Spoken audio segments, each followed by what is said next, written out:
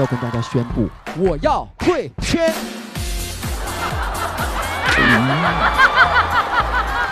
你们有想过退圈吗？你什么退圈？接下来做到5点，你将彻底掌控你的人生。然后我要励志，完了下一秒就是我要烟牌，完了再下一秒就是看到周奇墨跟宋木子在咱们节目里学钢管舞啊。其实我觉得以后脱口秀现场应该有个领舞，就永远在旁边站着，然后这边讲故事。谁还看脱口秀啊？我喜欢老来笑，我觉得老来笑是夸人的，虽然老，但我俏呀。我记得我初中的时候特别流行穿那种铅笔裤，哎呦，我穿完那个裤子跟那个抓娃娃的夹子一样。我做编剧的时候遇到过很多难伺候明星，队友不能提，父母不能提啊，对象不能提。你们肯定很好奇这个人是谁，对吧？名字闲鱼便宜，闲鱼集市更便宜。本节目由闲鱼独家冠名播出，自适应喜临门呼呼任性税。本节目由喜临门呼呼联合赞助播出。本节目由长康100%纯粹、长康100%对味的长康纯芝麻油赞助播出。本节目由喜之郎果冻多点关心多点爱指定产品赞助播出。连接你的热爱。本节目由大麦演出联合出品，买票上大麦。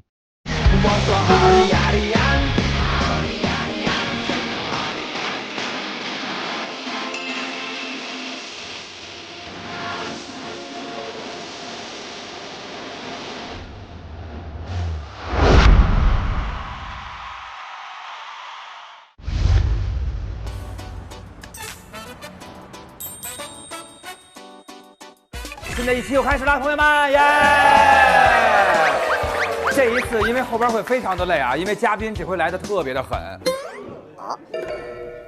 这位嘉宾他是来演出的吗？不，他是来复仇的。复仇？然后他要找回属于他自个儿的舞台，有请他。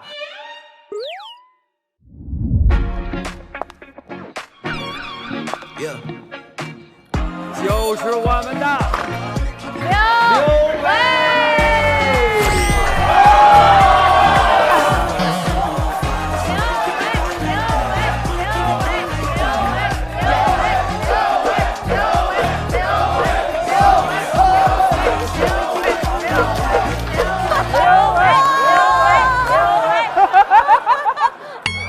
老师好，老师好，老师好，老师好，老师好，老师好，老师好，老师好，老师好，老师好，老师好。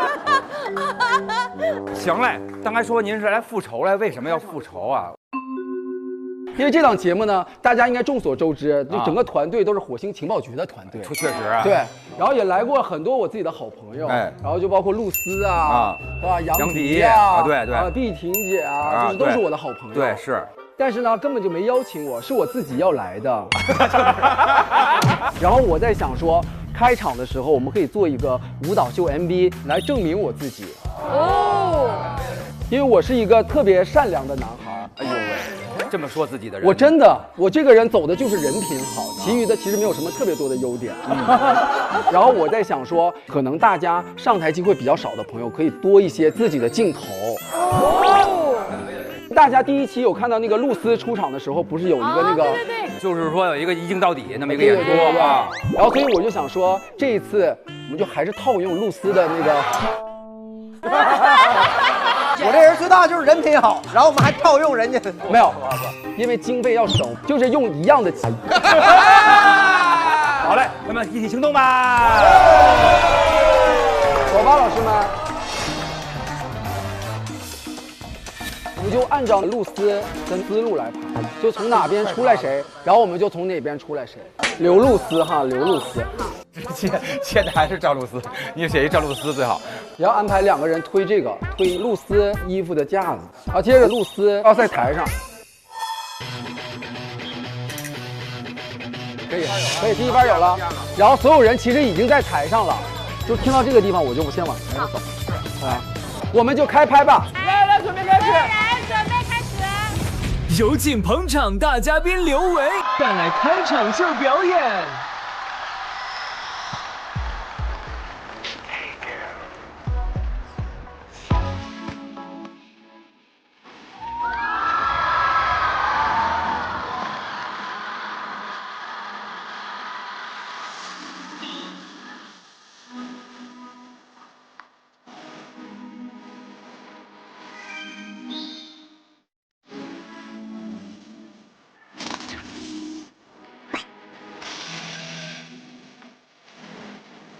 你喜欢红色、蓝色的，有时候学会像太多。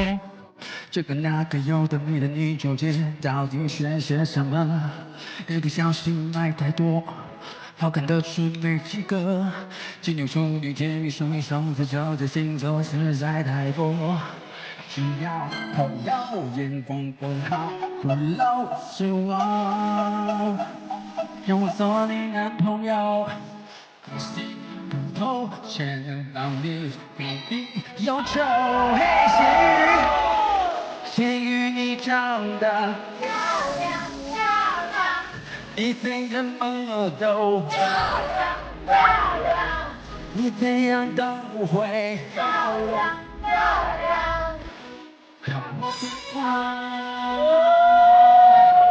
今天你长得漂亮漂亮，你就像等一下。不好意思，让下来。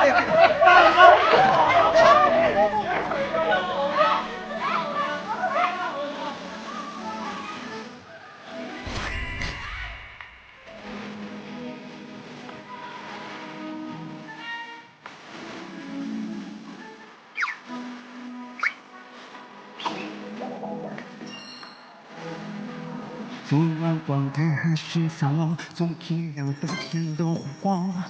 我说算了，别买，你的总是我，早起不都先上小路。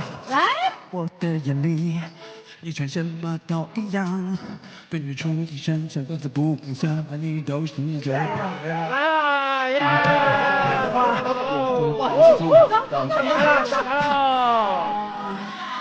因为你的阳光。让我的心跳，嘿，小姐你长得，你穿什么都漂亮，你怎样都会漂亮，让我懂。小姐你长得漂亮，你穿什么都。这位朋友，你怎样都会漂亮漂亮，我的新娘，我的新娘。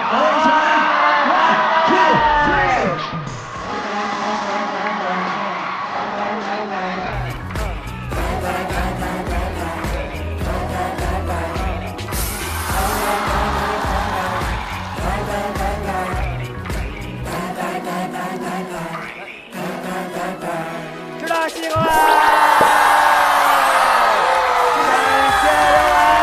今天来到我们的不好笑就录不天来，让我们欢迎我们全宇宙最可爱、最帅气的刘伟。开始摆姿势，刘伟，哎嘿，维哥。哎呀，刘维啊，咱们这个开场秀怎么个想法？对，因为主打的是抄袭赵露思。我们第一期赵露思出来的时候是这样一个那个一镜到底的。对，而且现在第9期了嘛，还有1期就收尾了。对，然后我心想说这景别白制，对吧？然后大家也别白来，这样很多朋友可能还没有出镜过啊，所以我就想说在开场的时候就让很多人都可以在镜头里。真是，你们都看到他们了吗？看到了。掌声鼓励一下，送我们的新演员们，太好了！哎，刘维是真正看我们节目的人，是吧？我真的看你们节目，我穿的都是阿迪达斯阿迪达斯啊。其实刘维呢是真的很爱音乐，爱音乐到什么程度？你知道刘维老师啊，家里蓝牙耳机没有电了，拿那个电动牙刷头直接塞菜里也接着听。没有，就真的很爱音乐，但是就是出不来的一个歌手。而且刘维特别喜欢那个怎么唱跳类的，是不是？对，因为我的脱口秀主打的就是没有脱口，只有秀啊。那么刘维老师啊，你有什么评判标准吗？我很喜欢那种就是前面又搞笑，突然到最后突然一个点打动我就。哦，你要笑中带泪。哦，我喜欢那种笑中带泪。有喜欢上价值的人是吧？没有，您就是这种啊。就是我喜欢那个他的故事吧，就是本来来源于自己嘛，然后结尾的时候，哎，又给大家印证了一下这个故事在他身上有多深刻。太好了，因为我觉得每一个段子其实他打磨都是需要时间的，这个真的急不来。哎，现在啊。哎，你这样更不自然，撵伤我。3、2、1，你乐个屁呀！不是，这样好接。谁接你啊？自个儿接自己啊！来3、2、1，现在啊啥都快，但是好段子真的急不来。一个梗你得磨10遍、20遍，就像长康50多年的坚持，就为做一瓶好芝麻油，不掺杂质，不走捷径，这才是真本事。咱们得守得住纯粹，才是最酷的对味儿。这个掌声还要给亲爱的各位朋友们自己，因为这个节目呢，最重要的是各位待会儿会给我们打分儿，然后各位手中都有你们这个意见卡，对不对？展示一下。那么5星呢，代表您就是非常满意；4星到1星呢，代表您这个感觉一般了。单场我们4星以上，只要超过70%，我们就能解锁优酷平台提供的各种奖励。但是没有过70%，我们就要一起撸嗦接着。10场演出截图后，总评好过70%的，就能够解锁2026全年的大麦全国巡演啦。那么现在有请的就是我们的唱跳小王子刘维脱口秀。哎，拜拜拜拜拜拜。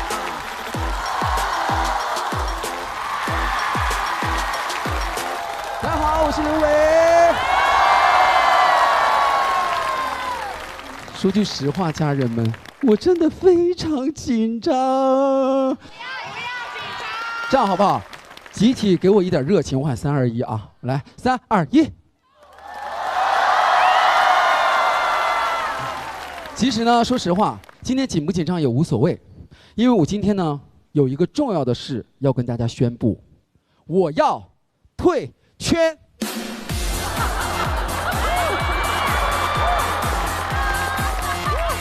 我要退圈。什么玩意儿？跟退圈有什么关系？不好意思啊，一般的脱口秀都先找笑点，我主要上来要先卡点。因为大家也能看得出来，我一开场做了这么多事情，就会发现这个圈儿真的太难混了。就我跟我朋友说，我说我真的要退圈了，我朋友们真的超级惊讶，都跟我说啊，你不得已经退圈了吗？确实，以前大家看到我都会说，哇，刘维哥，你节目好多呀，我每天看你的节目。现在大家看到我，好像基本也看不到了哈。为什么想退呢？很简单，因为我现在通告太少了，1、2个月1单都没有。就今天这1单，都是我诚挚邀请节目组邀请的我。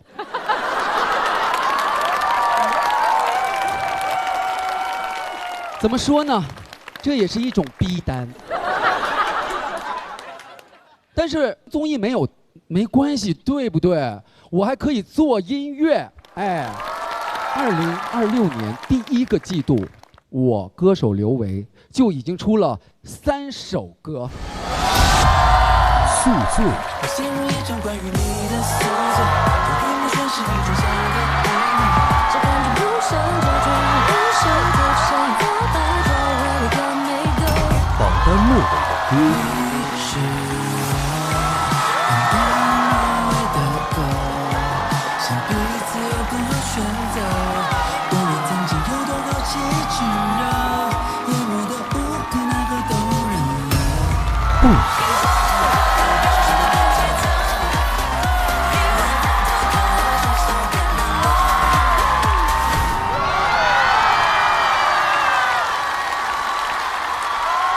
谢谢。所以说，各位好朋友，你们都听过这些歌吗？啊，真的没听过哈。所以知道为什么我要退圈了吧？但是，从我这个结尾这个呼吸延续的长度哈，也能看出我其实已经出道20年了。作为一个出道20年的艺人，就要有操守。我就想说，我要搞个演唱会。于是呢，我就找了一个1000人剧院，搞了一场大型的演唱会。你也知道，我很多朋友看演唱会，大张伟、薛之谦、汪苏泷，大家应该都知道，他们海报一发，3秒钟票售罄。我那海报一放上去，3秒、4秒、5小时、6天了，100张，票少但是心诚。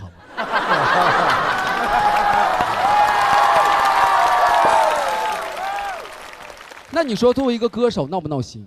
那我就着急呀，我就得想办法。于是我找到了一个特别好的2手交易平台。我当时在这个软件上，我就搜索演唱会门票。这个时候出来了什么？周杰伦演唱会门票有多少收多少。Oh my god, it's yellow cow 。我们不提倡，但是我那一刻我觉得找到救星了呀。我一想，他收周杰伦的票，是不是也会收刘维的票？于是我就大胆的跟他说：“我说刘维的票你收不收？我告诉你，未来一定增值，啊！全场1000人座位，余票897张，你要不要？”没回我。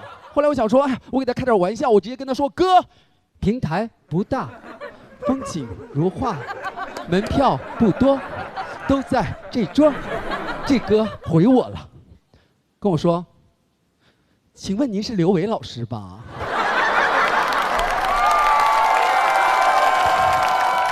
没关系啊，但是后来呢，我觉得卖票还是需要一些手段的，于是我就开始直播。我想说你们没听过我的歌没关系，我就现场给你们唱，听好了你们再来。于是我就真的唱了，大家真的听了，效果非同凡响。当天退了15张票。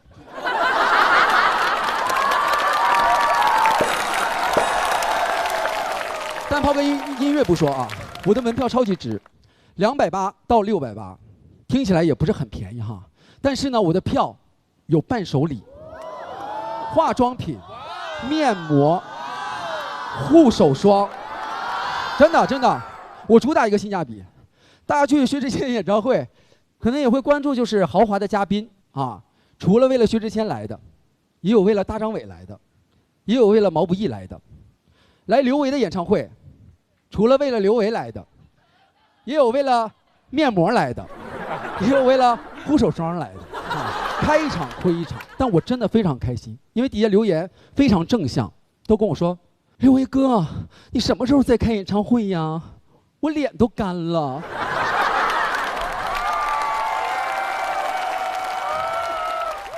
除了歌手的身份，我还有一个喜剧人的身份。我相信大家在5年前应该都看过我的综艺节目吧？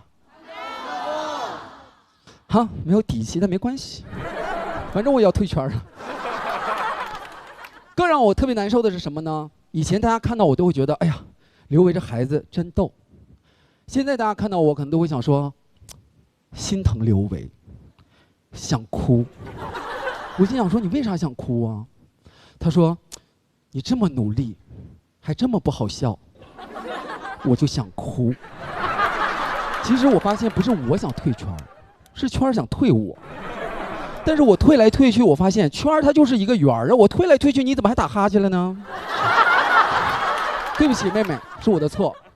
但是退来退去，你会发现啊，妹妹，还是会回到起点，因为你绕不出去。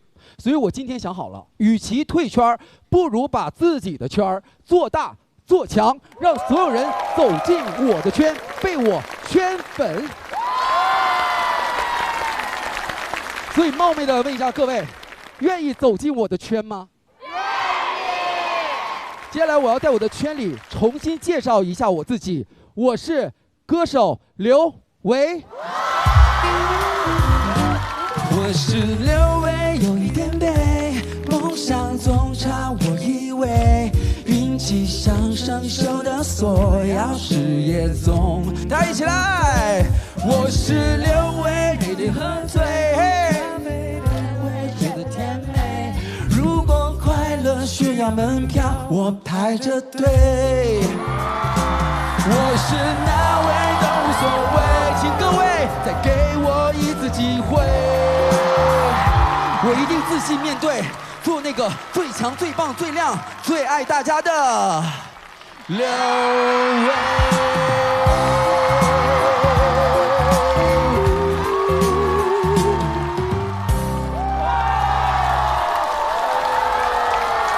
大家好，我是刘维，演出还在继续，下一场我送美容仪。谢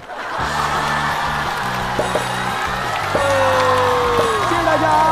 刘维，刘维，刘维，刘维，刘维，刘维，刘维，刘维。哎，你那个歌写的太奇妙了，莫名其妙。然后呢，就是你说我是刘维，等等等等，大家一起唱，所有人一块唱，我是刘维。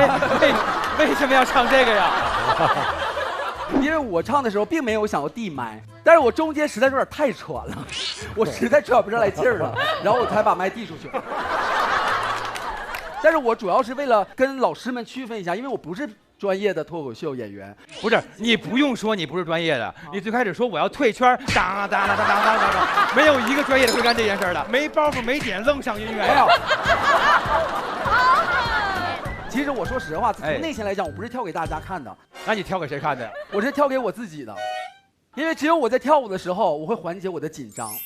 我觉得一切能够缓解你紧张的不是音乐，是那根杆儿。然后没有人 Q 你，自个儿就往那杆儿那，他就开始了。对。然后那个退圈聊聊，我确实经常想这个问题，因为我是 ENFP。什么 P？ 快乐小狗，快乐小狗。哦，快乐小狗啊。有什么关系吗？因为我其实内心当中吧，经常不自信，然后也不是很肯定自己，这个确实配得感很低。是。然后我很容易就被一件事儿就给打击到，然后就会觉得把自己藏起来。谁给气受了？谁打击你了？没有，我觉得其实主要的气还是自己给自己的。但是我也不想说让别人去来觉得说好像刘维配得感低就要给他一些鼓励。我觉得就是只要努力的人就一定是幸运的，只是时候没到。刘维，这节目是个快乐的节目。我露宿街头，我露宿街头。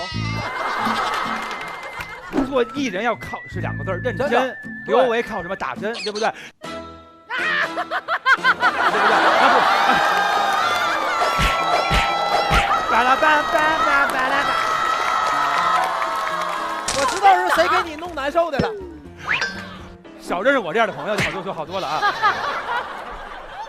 聊不少了，聊不少了，对，大家还没说话呢。哎，对呀，你问问大家，你们有想过退圈吗？你什么退圈？咱家已经刚进来，我都没进来，我都没进来，把大腿留在里面。我刚搁窗户外边往里看呢。那咱们就说说，哎，刚进圈入行了，是不是有什么就是说什么感觉吗？那个能说的实话越来越少了，朋友们。哇塞，说明你真的懂这个圈了。你确实进来了，已经厉害厉害厉害厉害！谁说实话呀？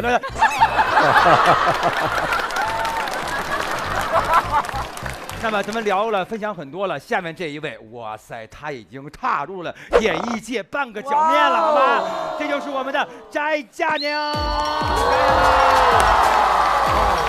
哇，我第一次现场看脱口秀啊！来，谢谢大家，谢谢大家，谢谢，好。说实话，在讲之前，我还是想那个跟刘维老师说一声，真的，我是没上初中之前就看那个刘维老师《我行我秀》，谢谢，一直感觉他特别厉害，这是鞍山的骄傲。老师，你真的你不用太那个上火哦，对，谢谢老师，已经特别优秀了，真的，我是做不到，上来就这样的，真的。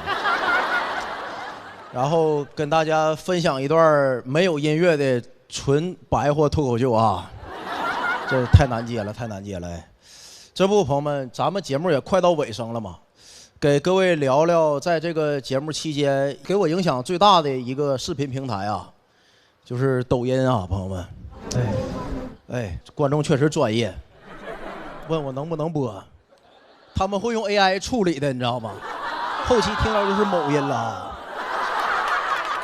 给各位聊聊这个短视频 APP 哎，朋友们，我不知道你们平时刷不刷短视频哎，抖音啊。我发现啊，从来没有这么一个 APP 能让我做到就是既睡不着又起不来啊。不知道各位就是每个最后一个工作日晚上是怎么过的？我一般都是11点躺床上睡觉，合计刷会儿短视频就困了嘛，完了下半夜4点才睡着的，完了第二天可能12点起来，可以刷会儿视频精神精神，下午5点才起的床。在此之前，朋友们，我从来没想过有一天我能做到躺床上一动不动，完了光大拇指动，坚持超过18个小时。有一天下午刷着那谁关于霍金的纪录片，说他浑身瘫软在床上，只靠着双眼和3根手指建立这个信息的传递。一瞬间我就共情了，我这不就是我吗？我跟霍金唯一的区别就是我大拇指活动量能稍微大一点。等你刷完短视频之后啊，我特别深刻理解了《时间的秩序》里说的那句话：时间不存在，刷一下就没了哈。我说对朋友们，这段子灵感是怎么来的呀？就是我发现越来越多人他沉迷于刷手机，不分场合。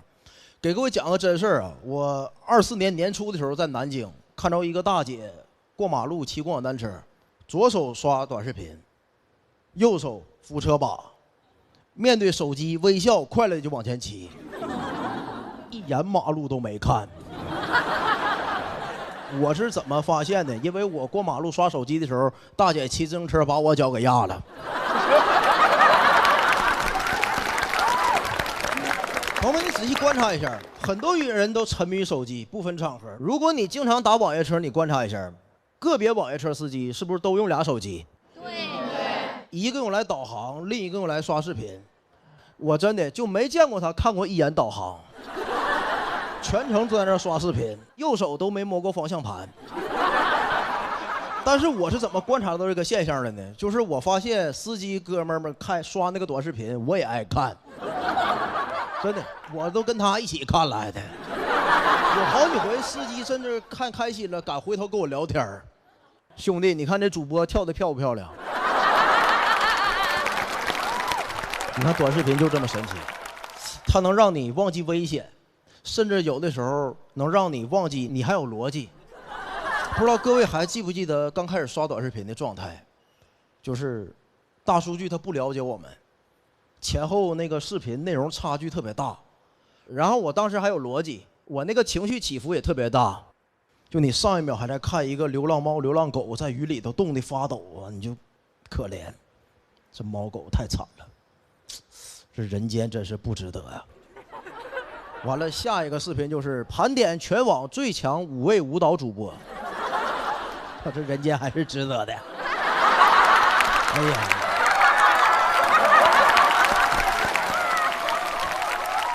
然后伴随着你越刷越多，哎，反应不过来了，就太快了，彻底就麻了。下一秒是一个视频，接下来做到5点，你将彻底掌控你的人生。我说我要励志，完了下一秒就是我要验牌。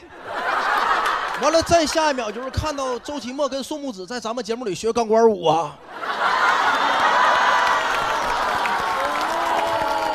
太快了，我现在已经麻木了，导致我现在刷的大部分内容也是那种极其没有营养的内容，基本上都是什么液压机压个巧克力啊，在森林里盖房子，修个脚啊，去个痘啊，给小狗做 SPA 啊。有的时候状态好的时候，我能跟那个狗一起睡着，你知道吗？有人跟我说这是解压视频，说你压力太大。我说不是，我感觉就是大数据已经把我看透了。就我现在这样给他看别的，他也看不懂了。我反思过，现在看一集20分钟的动画片都算做阅读理解了。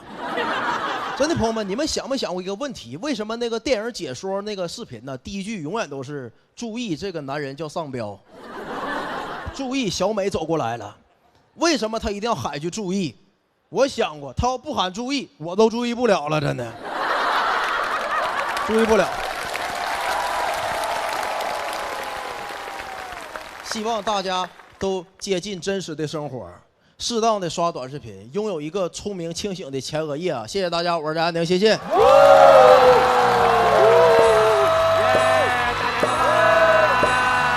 大家。但是他这个脱口秀真的怎么样？要是我也现场看怎么样？要我也讲这个脱口秀，在他刷短视频主播跳舞的时候，我早就跳了。谁的书？多好插舞蹈的地方呀！你能明白为什么票不好卖吗？你这票不好卖，就是因为这些东西，就是见缝插舞蹈，就是。其实我觉得以后脱口秀现场应该有个领舞，就永远在旁边站着，然后这边讲故事。谁还看脱口秀啊？我们也可以聊一聊啊，大家有没有刷到过关于自己的奇怪视频吗？现场演出经常有很多很诡异的图片。您说啊，我之前我一个脱口秀演员朋友，一个男生，他去刷那种交友 APP 哈，然后他突然刷到了我。交友 APP。对，然后是有一个人冒用了我的图片去做他交友 APP 的头像，就是一个我在开放麦，就是那种。我不知道一个女生，而且我看她资料还是一个北大的博士啊。然后她用我这张巨丑的一张图片做她那个就有点类似于相亲网站的头像。他想测验一下脱口秀演员的吸引力是吗？对，我感觉他就是想试试，如果这个样子你都能接受，那你见到我一定很惊喜吧？翟老师有吗？就是我讲完开放麦，完了我就正常搁马路那走，然后后边我背个包，背个书包，别人拍我，配的音是什么？今天开始我要自己上厕所。今天开始我要自己上厕所。爸爸妈妈，你们不要小看我。评论都是这孩子像在学校里没吃饱，生气了。好吧，行嘞，谢谢各位网友们哈，您多积德，谢谢您，哎，得嘞，好嘞，行，那么接下来呢就要到我们这个新人演员要登场了，首先要登场的这一位是喜欢穿搭的刘三变。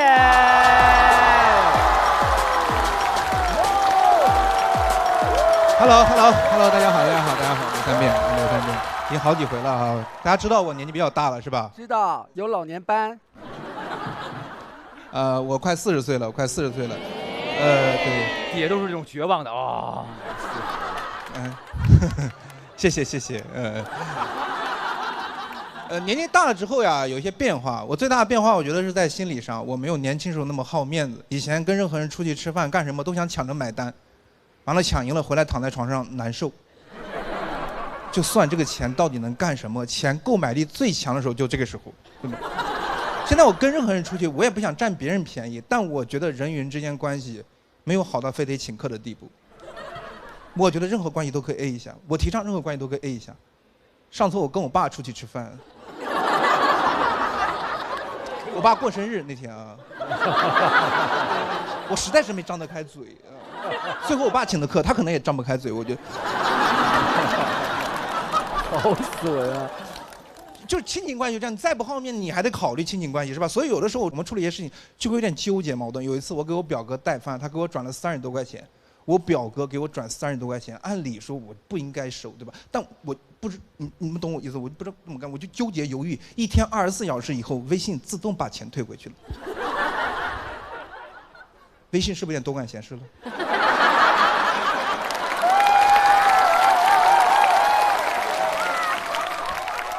我不会退吗？啊，我只是需要多点时间来衡量一下我表哥跟30块钱孰轻孰重。而且那个钱我自己退，我表哥至少记着我好欠我个人情。你说你微信退那玩意算啥呀，对吧？我表哥感谢科技的进步吗？我觉得微信不能这样，我觉得微信应该懂点人情世故。那个钱我一天24小时不收，代表什么？你们想想代表什么？代表我不想退。你就应该自动入账。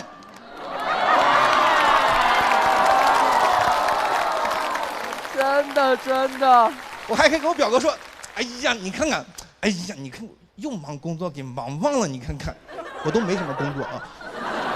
下回转我肯定给你退回去，我之前讲的是，总有那种聪明的官都在底下嘀咕，那他用支付宝转不就没问题了吗？对呀，他为什么用微信呢？我还不了解他呀。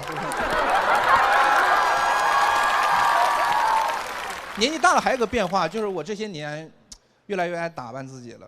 我也不是说以前不爱，是以前不太敢。我年轻时候以前我打扮总有那种没素质人说丑人多作怪。我现在听到的是老来俏。我喜欢老来俏，我喜欢这个词。我觉得老来俏是夸人的，虽然老，但我俏呀。所有人都会老，但不是所有人都会俏的。我喜欢打扮，喜欢买衣服，然后经济压力又很大，因为衣服比较贵。我后来就在闲鱼买。在闲鱼买，我经常在一个大哥那买，因为他的穿衣风格跟尺码都跟我很接近。我经常在他那用很低的价格买到我喜欢的衣服，原价很高的衣服，这就导致我后来看到一件衣服我喜欢，我就不想买，我就发给大哥让他买，然后买他处理的。我这种想法是很合理的，因为我看过大哥的首页，他几乎所有衣服都会流向闲鱼平台的，对吧？我与其在这被动等他闲置的，我不如主动给自己挑点自己喜欢的。我在闲鱼定制2手衣服。我有次看见一件新衣服，我很喜欢，觉得有点贵，我就把链接发给大哥。我没有直接说我要，我很清楚我们的关系，我是消费者，我是上帝，我直接说了，我变成小弟了。我说你穿这件衣服一定很帅。我是男人，我懂男人，没有男人会否认这个的。他说好像真的还挺帅，我去看看有没有我的码。我说有，我帮你看过了。我怕节外生枝。2个月以后，我如愿的等到了大哥把那件衣服卖给我，用很低的价格。我们的关系本来这样发展就可以，但发现人是贪婪的。我后来不想等了，我不想买预售款，我要买现货。去年冬天入冬的时候，我觉得有点冷，我就问大哥说：“大哥，有没有10某鸟的冲锋衣？”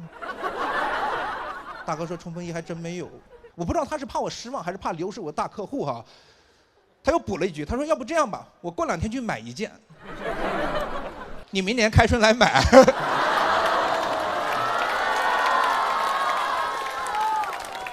这是什么？这是春天的约定吗？我知道你们都期待春天，我从小到大也都期待，但今年这个春天是我最期待的一个。今年春天不仅大地换了新装，我也会的。10某鸟现在啊，天冷了，冬天在大哥那，天暖和了来我这。朋友们，原来10某鸟也是候鸟呀。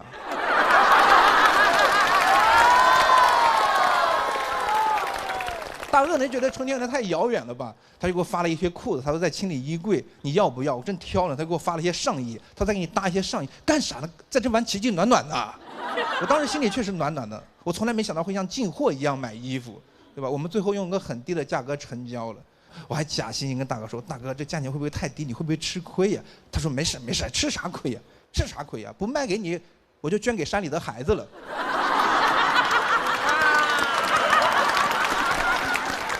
你们说说这叫什么事？我花钱跟山里的孩子抢衣服，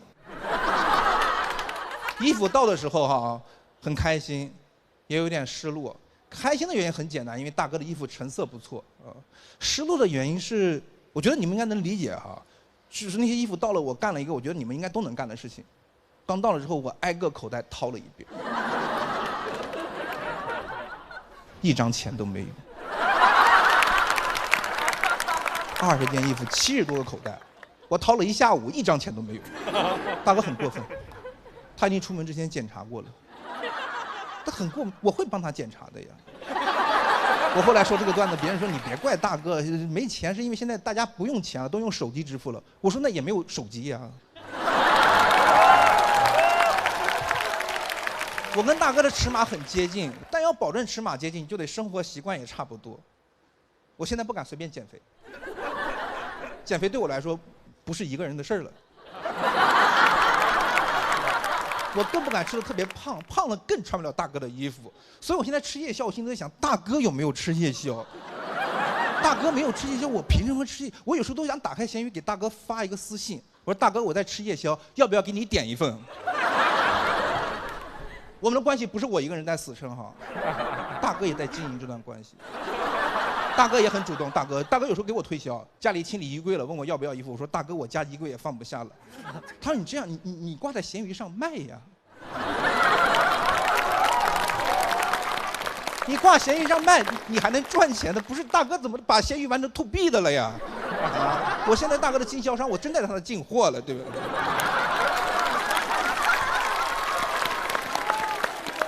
自从跟大哥建立这种关系之后呀，我就基本上不用其他购物软件了。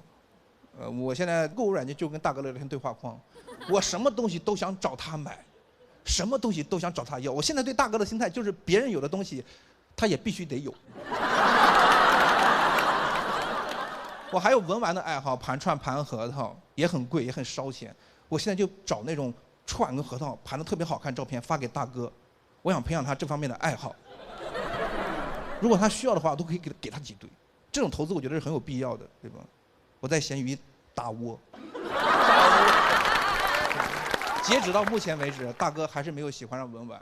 我打算再给他1个月的时间。如果他再不上道的话啊，我就得另谋出路了。我就得给自己添个大哥。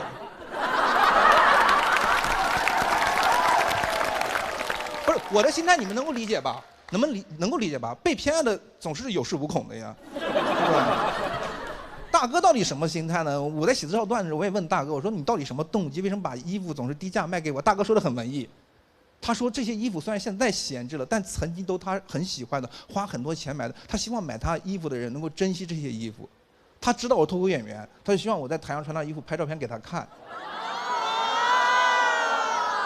我才明白，我不是在买大哥的衣服，我在领养大哥的衣服，对吧？他要定期回访，看看他衣服现在过得怎么样。神奇的咸鱼，真什么人都有，是吧？有一次我在大哥那个城市演出，他过来看我演出，他坐在台下，我在台上穿着一身大哥的衣服。结束之后，他来后台找我。穿着时髦鸟的冲锋衣，我穿着他以前的衣服，他穿着我以后的衣服。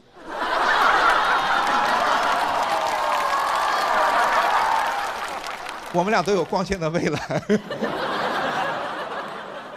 完了，他请我吃饭啊，吃火锅。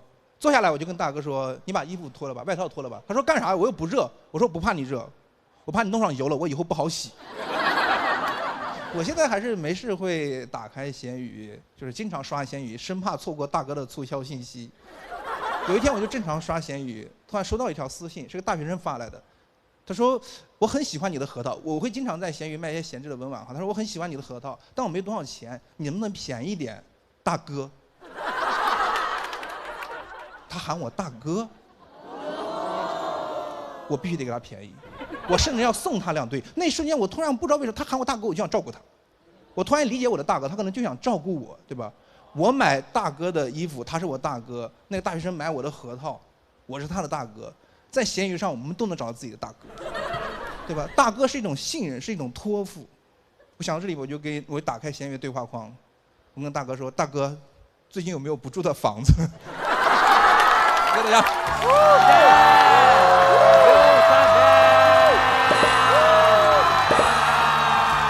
谢谢大哥，谢谢大哥，谢谢大哥们啊！谢谢大哥们。这算是脱口秀综艺史上最出神入化的植入了。对对对，真有这么一大哥，就是你每天蹲他衣服。对，之前我经常在那买多了之后，真就有一次我看到一件衣服我喜欢，我就问他有没有这件衣服。我没有，其实真没有直接说，但我就觉得这件衣服你穿挺合适的。你这个挺合适的，干嘛撒娇啊？我当时就是发微信发私信就这个动作啊。我有聊天截图，对，有聊天记录。哇！冲锋衣我改天去买一件，你春天来买吧。哇，你穿上咋这么帅？大哥说你穿上咋这么帅啊？啊，你怎么这么好看？哎呦喂！我真心真觉得咱们柳三变这个神奇的友谊值得纪念，好吧？谢谢柳三变，谢谢。他跟他的闲鱼大哥这个故事吧，打破了一种关于脱口秀的刻板印象，就是说你脱口秀只能吐槽，你只能讽刺，只能去冒犯。其实不是，你也可以讲一些挺温馨、挺有趣的故事哈，也会挺开心的。下面这位朋友，他非常的高冷，他每天都活在冰箱里，他就是我们的好朋友木川。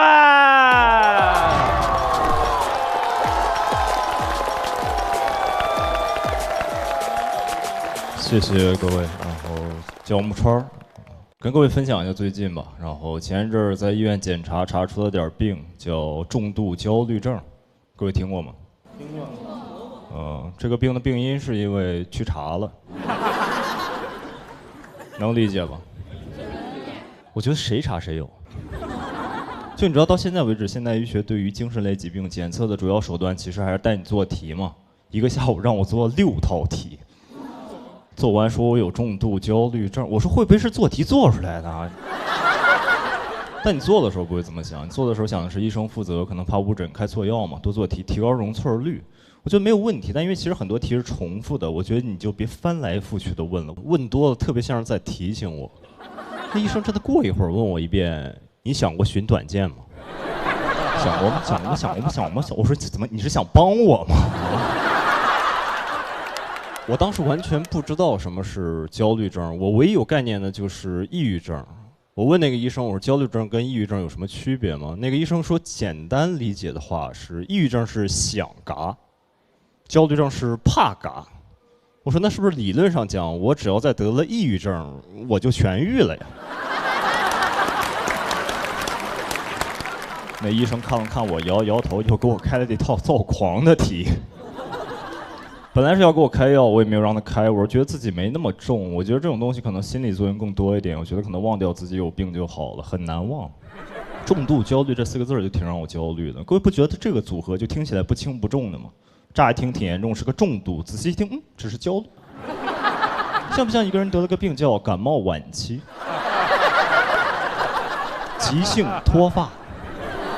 急性脱发甚至听起来比重度焦虑更让人焦虑啊！病知道的人少，其实就会导致你其实挺难跟身边朋友倾诉一下的。我尝试过，我跟一个朋友说我重度焦虑了，他的反应是然后呢？我说然后我就急性脱发了。他说这么严重还不赶紧去查查啊？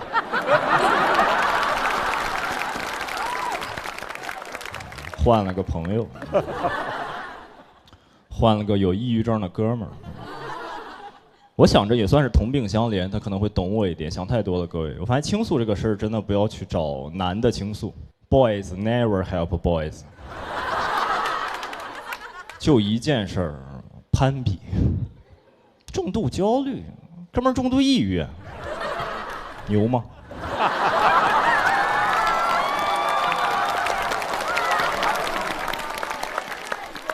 攀比本身就是一件足够让人焦虑的事情了，但我们男孩之间又热爱攀比，真的啥都能比。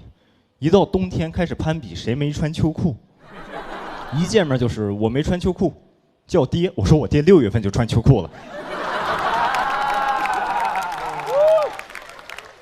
我们这种行业是很难屏蔽掉焦虑这种情绪的，是舞台职业，喜剧嘛，即时反馈，有的时候搞砸了就是搞砸了，也骗不了谁。最严重的那段时间就没有怎么接演出，想着说休息休息，但你会发现这个焦虑的情绪还是会来找你。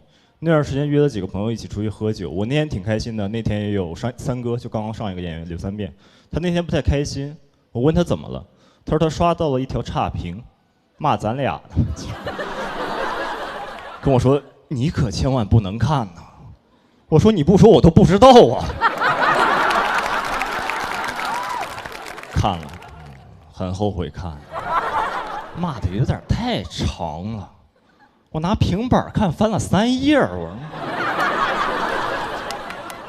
给我吓坏了，我说咱俩是有过一段啊？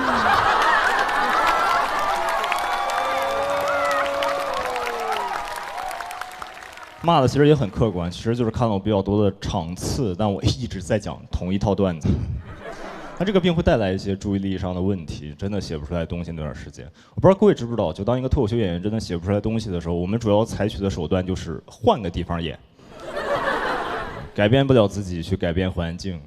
那段时间正好接到了一个外地的演出，阿那亚各位知道吗？河北秦皇岛那边一个海边的演出，我想着说也算是公费旅游，看看阳光沙滩放松一下。想多了，到了之后就傻眼了，就发现那个场地是我见过最不适合讲脱口秀的场地。就脱口秀场地其实就一个要求，封闭。那个场地只有封。我们去了4个演员，只有第1个演员在讲的时候，他还在海边，第2个已经到腿了，第3个到腰。观众也很怪，因为它是一个活动性质的演出嘛，不是像各位可能来听个笑话放松一下。他是找了一帮颜值博主，他们长得太好看了。我站在台上，感觉自己才是观众，而他们也是来工作的嘛，根本不会在意你在听什么，只是在那拍照修图，然后发社交媒体。本来外围还围了一帮大爷说，哎，这有脱口秀挺好看的，一看他们更好看，也不看我了。讲得非常难受，因为没有任何反馈嘛，我就已经开始在台上机械性的背段子，一边背段子一边在脑子里反思自己，就为什么我要做这种抛头露面的工作？为什么我不会翻跟斗？没有人笑，真的没有人笑。我到后来真的已经没有办法看着观众去讲东西了，我开始对着海讲。我心想赌一把，万一海笑了呢？然后到这，谢谢各位，谢谢各位。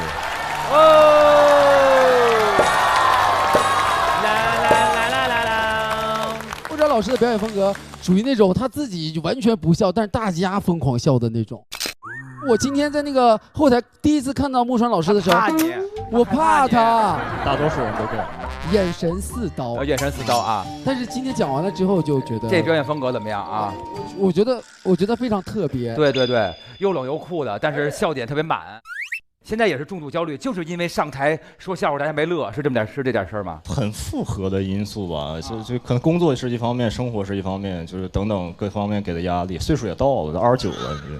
29又怎么了？一个人怎么能在29面对这么多生活烦恼呀？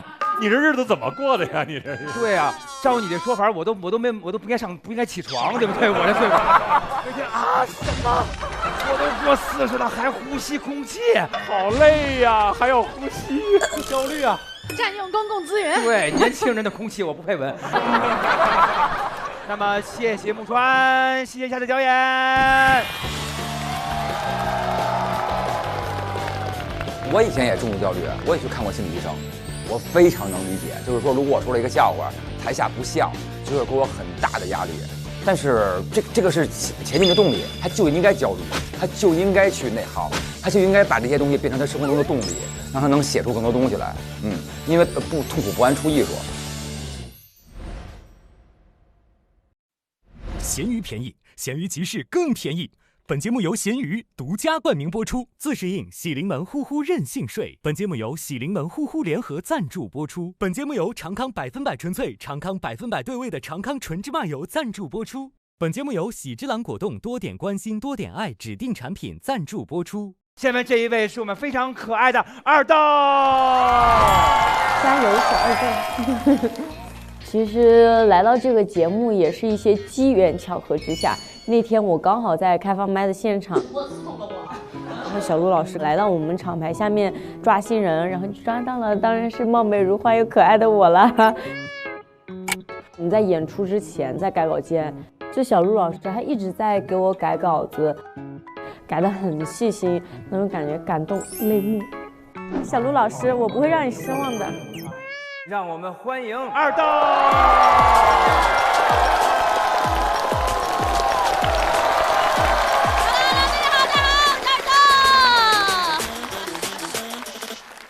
跟你们讲讲我最近想跟大家聊聊的事情吧。其实我之前是一个很自卑的人啊，自卑的原因也很简单，就是我有病，我还特地给我那个病起了一个富有学术气息的名字，叫它人体胸腔左右两侧环绕式一箱。说人话就是有狐臭。就我的这群脱口秀同行吧，他们在听到我起了一个这么富有学术的气息的名字之后，他们也给我起了一个名字，他们叫我脱口秀妲己，蛮伤人的啊。小时候同学都知道我有这个病，他们知道我有这个病之后也喜欢调侃我。我奶奶从小就喜欢给我扎这2个丸子头，她觉得我长得特别的可爱，可爱吗？可爱，是吧？我也觉得，但是他们呢？他们仗着自己看过几集神奇宝贝，他们叫我双蛋瓦斯。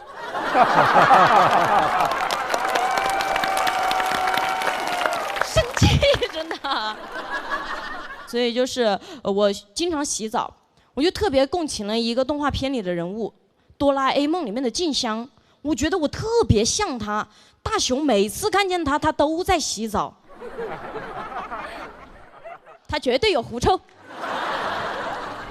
然他的全名为什么叫静香啊？冻臭嘛，是吧？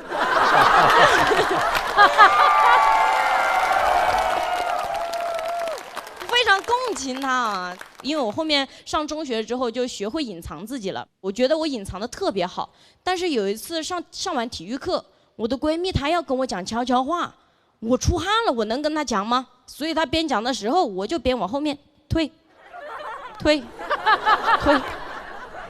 我退到后面之后，我发现她不说了，我还以为她发现了，我就只能很小心的去问她，我说闺蜜，你怎么不说了？她说闺蜜，我应该没有口臭吧？我说没有啊，你怎么会这么想呢？她说那你知道什么叫悄悄话吗？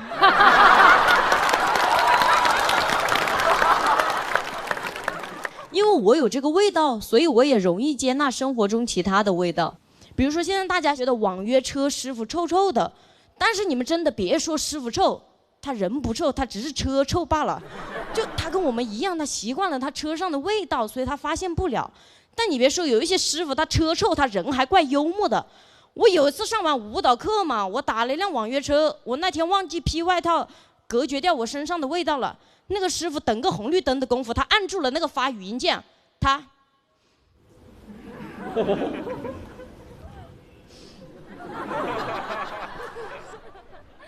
他说兄弟们，其实也不是我不想说话，我今天确实碰到对手了。当时就很生气，那个师傅他还说，他说妹子，哎就。算师傅也知道错了，就是我求你了啊！我待会儿跑完你这单，我马上就去洗车，你能不能把你那边的窗户打开，我们稍微通一下风啊？很打击人嘛，所以我就开始在网上去搜那种很偏门的小方法，想治这个病。然后我就搜到一个，他说你夹一个鞭炮在你的腋下，把它点燃，它就会产生一种硫磺气体，就能根治狐臭了。哎，朋友们，你们看我这个样子，真的，我不是个弱智，但是他这话说的有道理，就硫磺它确实能够去味道，你们别不信，我抱着姑且一试的心态嘛，我心想反正这么小的鞭炮，它炸不死我，就让我的姐姐出去给我买鞭炮，她听到了还蛮开心的，她高高兴兴的出去了，回来的时候她扛了一箱加特林。我说姐姐，你要是想一个人继承遗产，你可以直说，你没有必要弄死我，是不是？太不靠谱了，所以我就开始去正规的医院去咨询嘛。我想做手术，那个医生就跟我说：“你确定要做这个手术吗？我提前跟你说好了，你哪怕做了这个手术，它后续可能会有20%的概率会复发。”我说20%的概率会复发。我说医生，你知道吗？其实我生活中我没有20%的概率会被别人发现我有这个病。我本来就生气嘛，那个医生还要在我旁边一直念，他说你确定要做这个手术不？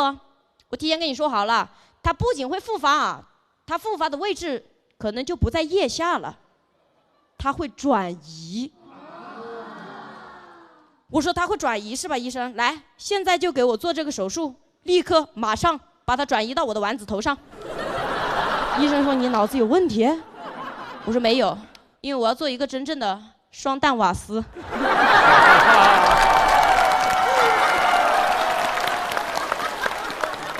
我今天说出来这个狐臭这个病，其实是在为我们这个群体发声。大家为什么就一定要叫我们狐臭或者是腋臭呢？听这个名字就觉得很膈应人，很难以接受。但凡我们给它换一个可爱点的名字，你们其实现在应该都知道，小狐狸的形象都是非常可爱的，像什么琳娜贝尔啊，什么尼克胡尼克呀，我们直接给它改个名字，我们叫它琳娜倍儿香，什么尼克香，是不是听起来就好接受多了？是不是？就再说了，就在座的我的狐朋狐友们，就是有这个病真的无需自卑，因为我们这个病唯一一个伤害不到的人就是自己，一定不要内耗。至于别人的死活，那是别人的死活。谢谢大家，这里我是脱口秀大家的。好棒，二豆好勇敢。二豆好可爱，谢谢。我感觉二豆讲这个内容，其实我觉得挺勇敢的，就是等于你自己身上有一个缺陷，可能很多时候我们都会想办法去解决它，或者不愿意让别人知道什么的。她很勇敢的把这个事情在台上用段子的形式告诉大家，我觉得其实是一个女孩子很自信的表现。是，就是一个非常自信的人，而且我跟刘伟老师一样，也是 ENFP。哦，但是我就是会稍微配得感高一点。我小时候也有缺陷，你要说哪儿不好闻？脸臭，脸臭啊！哦，就臭脸啊！周奇墨老师按说应该不会有什么，我也有。哎呦，天花板还自卑啊！我也不是个完美的人。你不是完美的人，我的世界观崩塌了。周奇墨不完美，什么缺点？我就是虽然长得高，但是弹跳力比较差。啊，小的时候，比如说你打篮球，所有人一看你个高，一定让你进去打中锋。但我特别喜欢在外面投篮，所以但我每次打球的时候，所有人跟我说：“大个儿，往里走，走啊！”那你知道篮球场里面永远是那些特别壮个高的人，然后我跟他们抢篮板，永远抢不过。每次打完球身上都是别人的汗。我觉得我有这个病，就是反正是一个很独特的存在吧。对，听他的故事的人一定都能找到共鸣。对，因为谁没有一个地方臭啊？不是，我说实话，就我小的时候脚巨臭，现在不臭了。我在酒店比赛的时候，然后我只要脱鞋，阿姨进来打扫，刚迈进来第一步，阿姨就往后退，说：“咱就是太臭了。”真的，我还知道那个之前人家还脚臭还写过一个诗呢。他说他没来，我就知道他已经来了，他已经走了，但是他从来没有离开过，就是这个感觉。好嘞，谢谢您啊！希望永远保持快乐阳光。谢谢大家。希望更多女孩子去勇敢的面对自己，而且我们的不完美，恰好可能是我们完美的地方。